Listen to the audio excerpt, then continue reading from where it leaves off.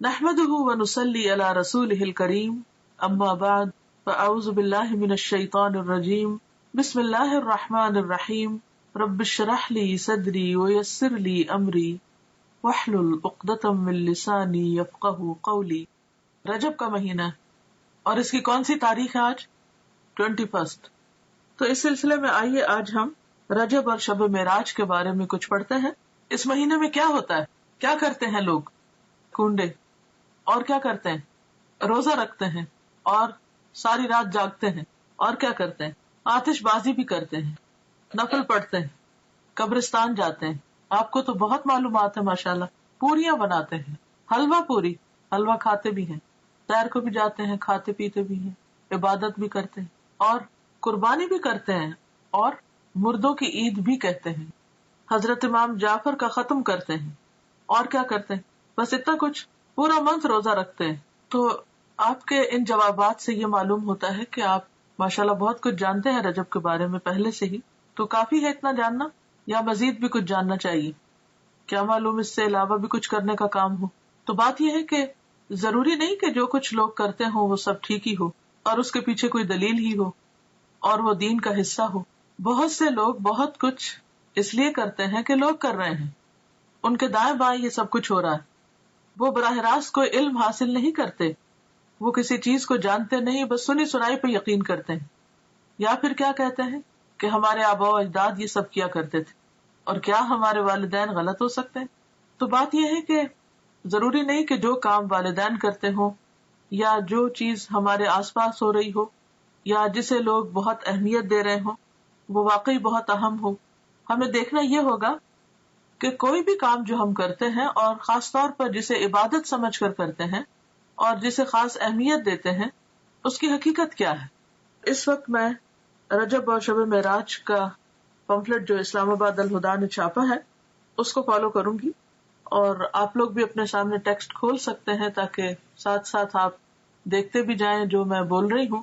اور ہو سکتا ہے کہ آپ کو بھی کسی کو پڑھ کر سنانا پڑے تو آپ کو پھر پروننسیشن ٹھیک ہونا چاہیے. جو الفاظ میں کوٹ کر رہی ہوں اس میں عربک کے خاص طور پر ان کو صحیح طور پر ادا کرنا آنا چاہیے. اور پھر سب سے بڑی بات یہ کہ جب دلیل انسان صرف کانوں سے سنتا نہیں آنکھوں سے دیکھتا بھی ہے تو یقین کا درجہ بڑھ جاتا ہے، عین الیقین ہو جاتا ہے. رجب اور شب معراج. رجب اسلامی کیلنڈر کے حرمت والے مہینوں میں سے ایک ہے جسے رجب المرجب بھی کہتے ہیں. رسول اللہ صلی اللہ علیہ وسلم نے فرمایا سال 12 مہینوں کا ہے جن میں سے 4 حرمت والے ہیں، 3 پے در پے یعنی ایک کے بعد ایک، اور وہ کیا ہے؟ ذوالقعدہ، ذوالحجہ اور محرم، اور رجب جو جمادی الاخر اور شعبان کے درمیان ہے. یہ صحیح بخاری کی حدیث ہے، کتاب بدء الخلق. تو اس سے پتہ چلتا ہے کہ مہینوں کی تعداد اور مہینوں کی گنتی جو ہے یہ اللہ تعالیٰ نے مقرر فرمائی ہے اور ان میں سے 4 کو حرمت والا بنایا ہے. حرمت والے کا مطلب کیا ہے؟ احترام والا، قابل احترام، کہ جب یہ مہینے شروع ہو تو کسی قسم کی لڑائی جھگڑا فساد نہ کیا جائے، قتل و غارت نہ کی جائے، ہر طرف امن امان ہو. عربی میں رجبہ کا معنی ہے تعظیم کرنا، اور مرجب معظم کے معنوں میں آتا ہے یعنی عظمت والا. اس کو رجب مضر بھی کہتے ہیں. مضر عربوں کے ایک قبیلے کا نام ہے جس نے دور جاہلیت میں خاص طور پر اس ماہ کی حرمت کا اہتمام کیا، یعنی وہ اس مہینے کو بہت اہمیت دیا کرتے تھے. اسی نسبت کی بنا پر اسے ان سے منسوب کر دیا گیا. اسلام سے قبل دور جاہلیت میں قتل و غارت عربوں کا مشغلہ تھا، لیکن جو ہی حرمت والے مہینے آتے تو ہتھیار اتار دیتے، یعنی لڑنا جھگڑنا بند کر دیتے. لہذا رجب کے بارے میں قبل از اسلام جاہلی عرب کہا کرتے تھے رجب منسل الاسنہ، رجب وہ ہے جو تیز ہتھیاروں کو اتار دے، یعنی جس میں لڑائی جھگڑا بند ہو جائے، ختم ہو جائے، یعنی اس کی تعظیم اور احترام لازم ہے. بہقی کی روایت میں آتا ہے کہ جاہلی لوگ ان مہینوں کا احترام کرتے، خصوصاً رجب کا، اور اس میں جنگ نہ کرتے اور بتوں کے نام پر جانوروں کی قربانی کرتے. یعنی صرف یہ نہیں تھا کہ وہ جنگ نہیں کرتے تھے بلکہ اس کے ساتھ ساتھ وہ بتوں کے نام پر قربانی بھی کرتے، گویا انہوں نے اس مہینے کو عبادت کا مہینہ قرار دیا. تاہم گزرتے ہوئے وقت کے ساتھ اس ماہ میں عبادت کے مدرجہ ذیل طریقے رواج پا گئے، یعنی اور طریقے بھی آ گئے، صرف قربانی نہیں بلکہ کچھ اور چیزیں بھی شامل کر لی۔ بالکل ایسے ہی ہوتا ہے نا کہ جب ہم کھانا کھانے لگتے ہیں تو ایک مین میل ہوتا ہے اور اس کے ساتھ طرح طرح کی چٹپٹی چیزیں اور بھی لوازمات ہم شامل کر لیتے ہیں۔ تو اسی طرح جب ایک بدعت شروع ہوتی ہے تو پھر وہ ایک تک نہیں رکتی بلکہ اس کے ساتھ ساتھ اور بھی بہت سے کام شروع ہو جاتے ہیں، کیونکہ اللہ کی طرف سے جو دین آتا ہے بندے کے لیے اس پر تو بندہ مطمئن ہو جاتا ہے، وہ تھوڑا بھی کافی ہو جاتا ہے۔ لیکن جب انسان خود سے کوئی دین ایجاد کرنے لگتا ہے اور پھر ہر شخص دین کو اپنے ہاتھ میں لے لیتا ہے تو پھر اس کی کوئی حد نہیں ہوتی، آپ کہیں پر سٹاپ نہیں لگا سکتے۔ نبی صلی اللہ علیہ وسلم سے پہلے حضرت ابراہیم علیہ السلام نے جو قربانی کی تھی وہ رجب کے مہینے میں نہیں تھی، اور نہ ہی یہ ان کی سنت تھی، یہ عربوں نے خود سے ایک اختراع کی تھی، اور اس کے علاوہ بھی کچھ کام کرتے۔ اور پھر نہ صرف یہ کہ دور جاہلیت میں بلکہ دور اسلام کے بعد بھی جب دین کی تعلیمات آہستہ آہستہ لوگوں کے اندر سے کم ہونا شروع ہوئی اور بہت سی بدعات نے رواج پا لیا، تو پھر مسلمان ہوتے ہوئے بھی لوگ اس مہینے کو بہت معزز اور محترم قرار دیتے اور اس میں عبادت کے خود ساختہ طریقے انہوں نے رائج کر دیے جو کہ اصل سنت سے ثابت نہیں۔ وہ کیا تھے طریقے؟ پہلی چیز تو قربانی کا اہتمام۔ اس ماہ میں کچھ لوگ قربانی کرتے ہیں جو کہ دور جاہلیت کی رسم ہے۔ جاہلی عرب العتیرہ کے نام پر اس مہینے میں بکری کی قربانی کیا کرتے تھے، یعنی اونٹ نہیں، بھیڑ نہیں، گائے نہیں، بلکہ بکری، اور ذبح کی گئی بکری کی کھال کسی درخت پر ڈال دیتے تھے۔ اسے رجبیتن، رجب والی قربانی کہا جاتا، یعنی جس بکری کی کھال درخت پہ لٹکی ہوتی تو اس سے لوگوں کو کیا پتا چلتا کہ یہ رجب والی قربانی ہے، یعنی مزید اہتمام کر لیا۔ ایک تھے کہ قربانی کی، پھر یہ کہ قربانی بکری کی، پھر یہ کہ اس کی کھال درخت پر۔ اب ان باتوں کا دین سے کیا تعلق ہے؟ یہ تو انسانوں کو مشکل میں ڈالنے والی بات ہے۔ بخاری اور مسلم کی روایت میں ابو ہریرہ رضی اللہ عنہ رسول اللہ صلی اللہ علیہ وسلم سے روایت کرتے ہیں، لا فرع ولا عتیرہ، فرع اور عتیرہ کچھ نہیں۔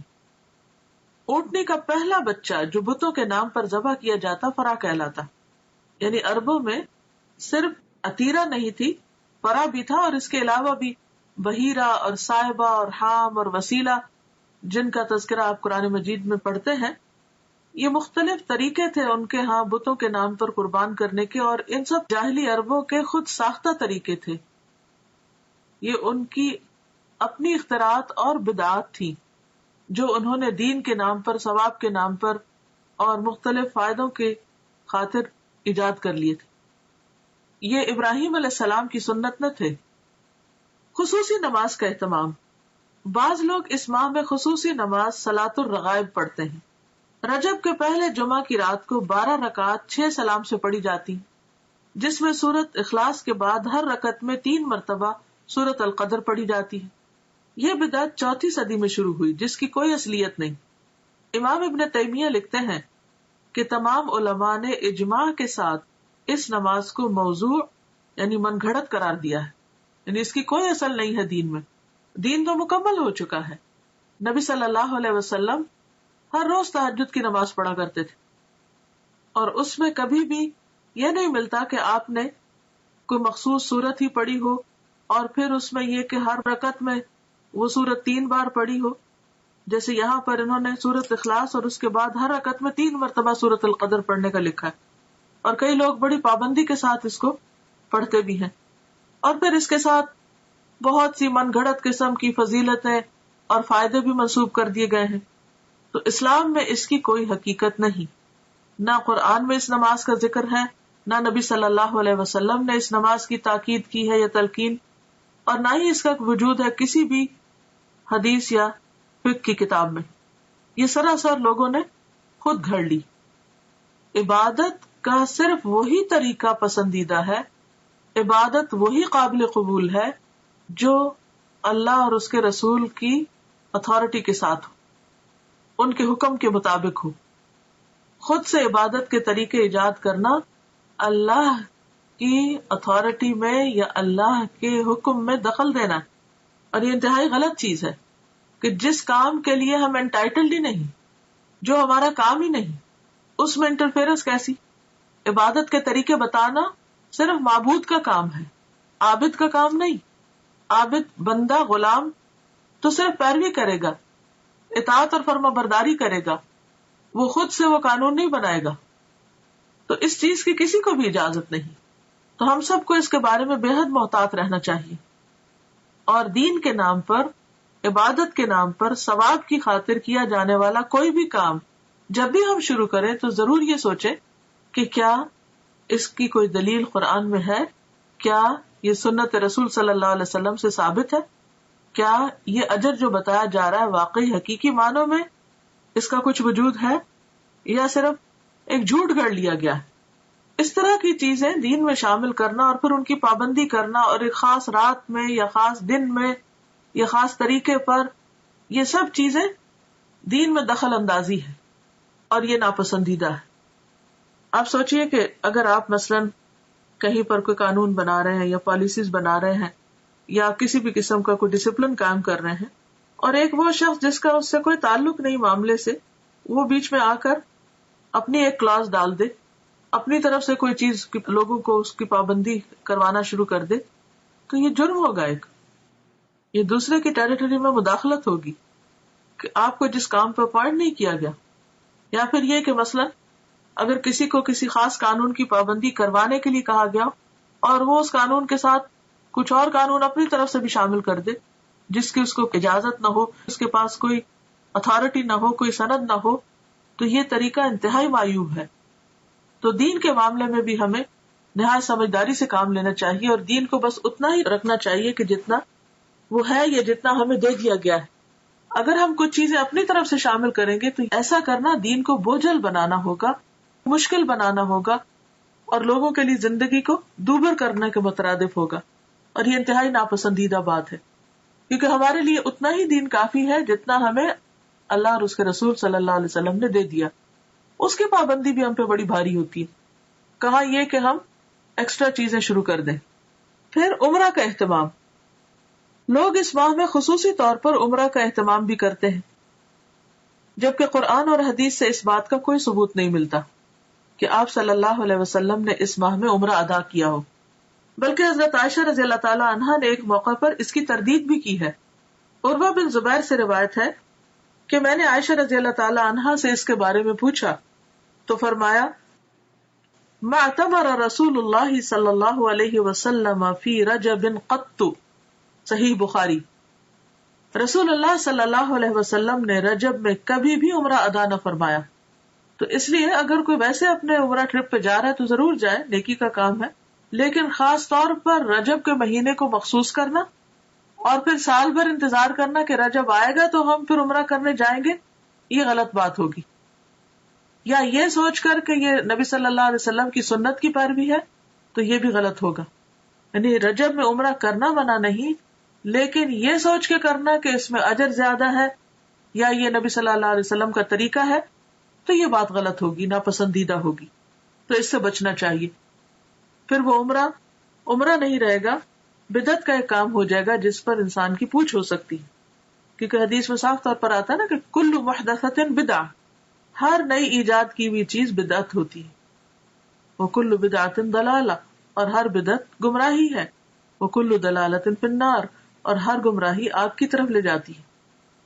یعنی جس چیز کو اللہ نے ہمارے لیے مقرر نہیں کیا اور جس پر کوئی ثواب نہیں بتایا، اس پر کسی انسان کو یہ حق نہیں کہ وہ لوگوں کو ثواب بتا کر اس پر پابند کرے.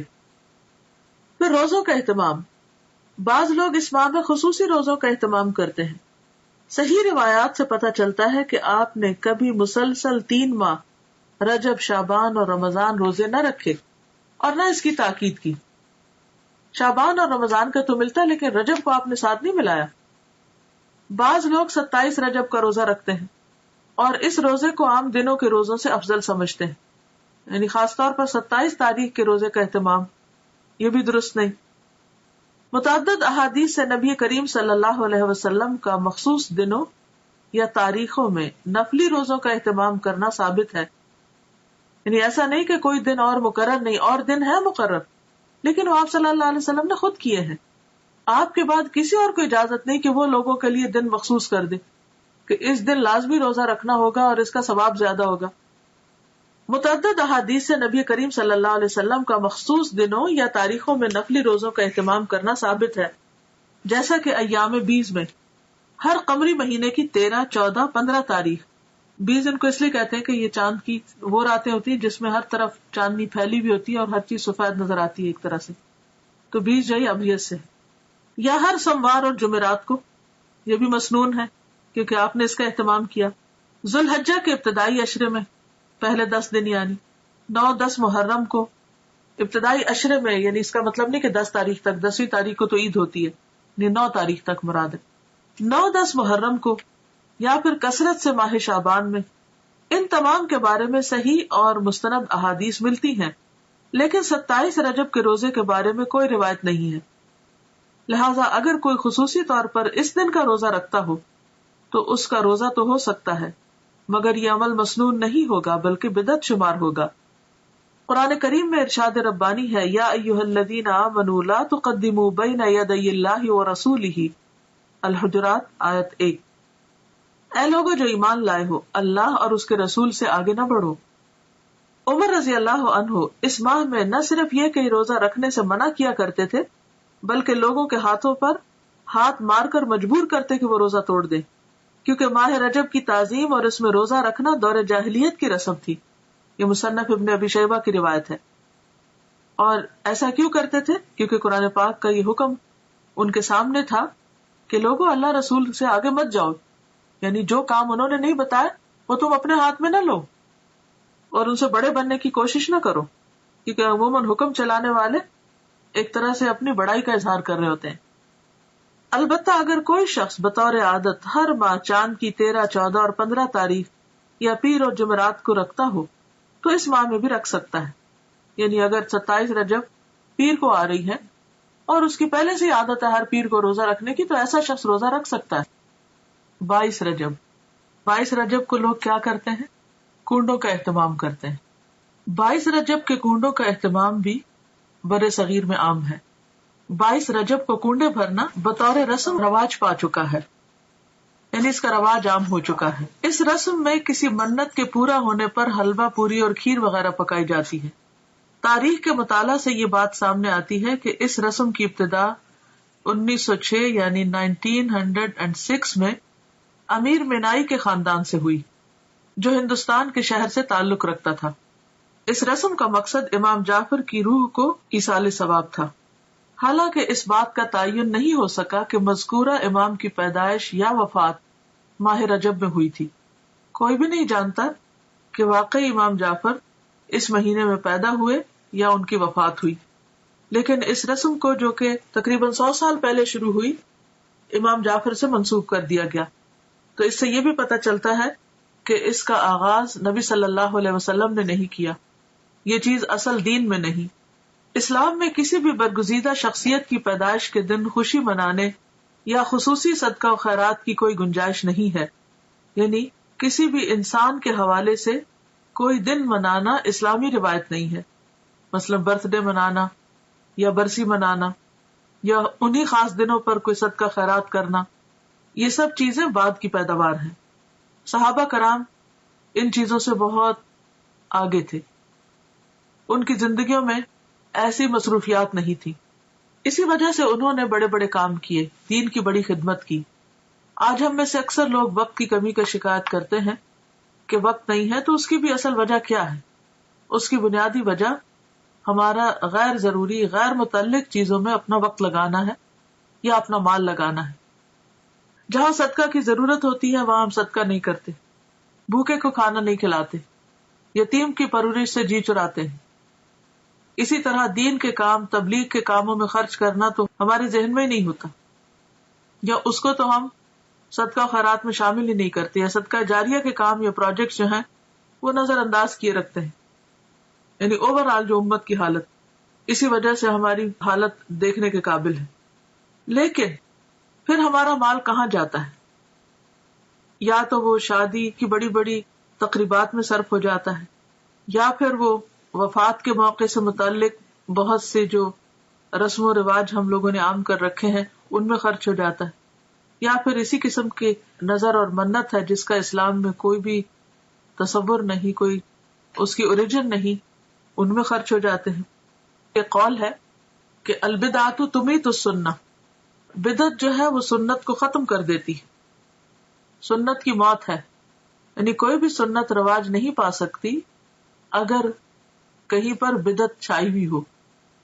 تو یہ عام سمجھ میں آنے والی کامن سینس کی بات ہے کہ اگر آپ اپنے وقت کو یا اپنی جگہ کو یا اپنے کسی بھی کام کو غیر ضروری چیزوں سے اسٹف کر دیں گے، بھر دیں گے اور غیر متعلقہ چیزیں اس میں کرنے لگیں گے، تو جو اصل چیز ہے یا اہم کام ہے وہ نہیں ہو سکے گا.